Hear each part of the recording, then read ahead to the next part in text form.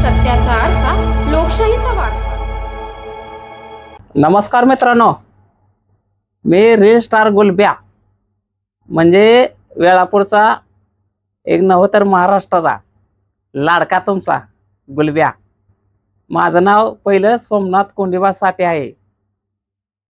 साठेनगरमध्ये राहतो वेळापूरमध्ये. गुलब्या नाव कसं पडलं तुम्हाला? गुलब्या नावाचे चर्चा हे म्हणजे माझे मित्र लक्ष्मीकांत भिशे हे महाराष्ट्राचे कॉमेडी किंग आहे. ते तुम्ही यूट्यूबला बघत असाल.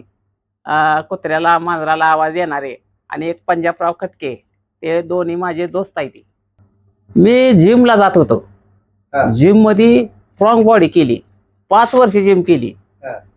तिथं एक माझ्या भावाचा मुलगा व्हिडिओ काढायला लागला टिकटॉकला. टिकटॉकला फेमस झालो मी. मग काय काळानंतर टिकटॉक बॅन झालं. मग माझ्या अंगातच कॅप्सूल आहे ते कॉमेडीचे. मग मी पिक्चरही बघत होतो ना, म्हणजे जाले लेवरचं म्हणा, अनेक चित्रपट मी बघत होतो. त्यामुळं आशिष सराफ म्हणा, लक्ष्मण बेर्डे म्हणा, त्यांचं बघून मी एक कॉमेडी करायला सुरुवात केली. युट्यूबला सुरुवात केल्यानंतर तुम्ही पहिला व्हिडिओ कोणता टाकला, कसा शूट केला आणि व्हायरल कोणता व्हिडिओ जास्त प्रमाणात झाला? ते रिक्षातला व्हिडिओ आहे, 50 लाखात गेला युट्यूबला.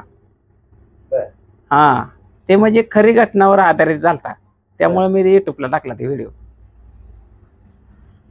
युट्यूबची सुरुवात कशी केली होती? युट्यूबची सुरुवात म्हणजे मला काय माहिती बी नव्हतं युट्यूबला माझा व्हिडिओ पाहत्याला की काय.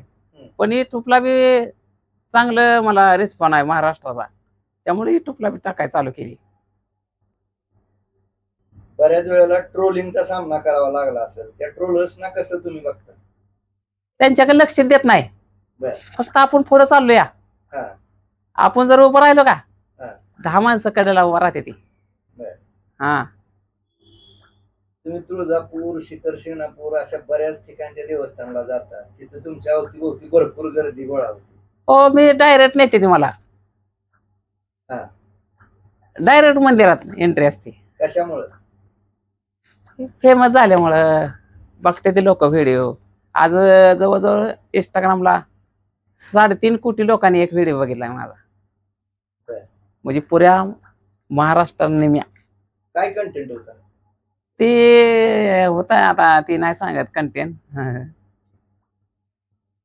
नवीन जे सोशल मीडियावर आता तरुण येत आहे, तरुण त्यांच्यासाठी काय संदेश असेल तुमचा? त्यांच्यासाठी संदेश काय माहित आहे का, की आपण भारतात राहतो.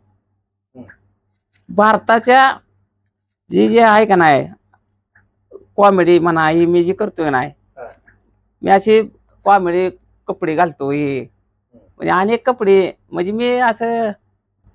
सध्या तुमची परिस्थिती अत्यंत हलाखीची आहे, तरी पण तुम्ही संपूर्ण महाराष्ट्राला हसवण्याचं काम करताय. ही प्रेरणा कुठून येते? प्रेरणा म्हणजे अंगातनच कॅप्सूल येते हो. आणि परिस्थिती माझी लय नाजूक आहे, कारण का मी एकटाच राहतो. त्यामुळे मध्ये कधी कधी मला जेवाय पण मिळत नाही. मी आता जवळजवळ हाताने करून खातो बरं का.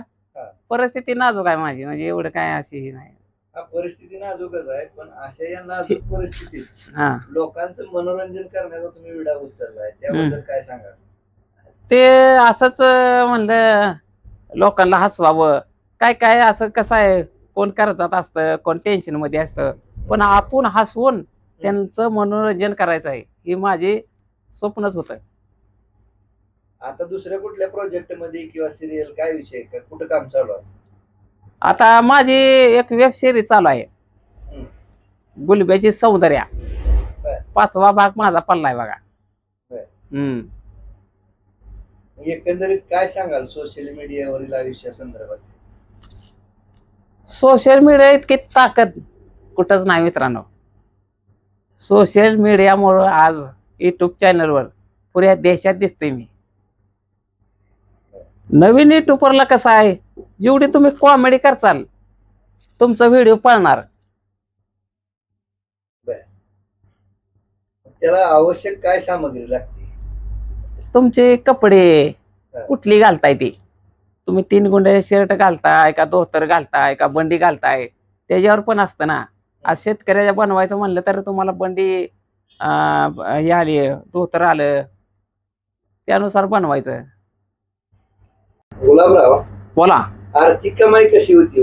आर्थिक कमाई म्हणजे कुठं जाहिरात मिळते त्याच्यावर आर्थिक परिस्थिती माझी ही होते ना, म्हणजे थोडंफार पैसे मिळतात, कोणी जाहिरात करायला बोलवते ती. ती आर्थिक गरज कशी भागवता तुम्ही, किंवा तुम्हाला मदत कोणी करावी, काय अपेक्षा सरकारकडून किंवा काय? सरकारने मदत करावी सगळ्या कलाकाराला, ही विनंती आहे. अजून काय सांगाल सरकारकडे? काय नाही, अशा आमच्यासारख्या कलाकाराला मदत करावी.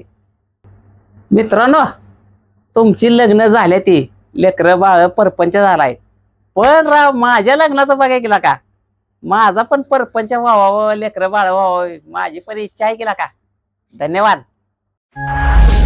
लोकशाही डिजिटल न्यूज, सत्याचा आरसा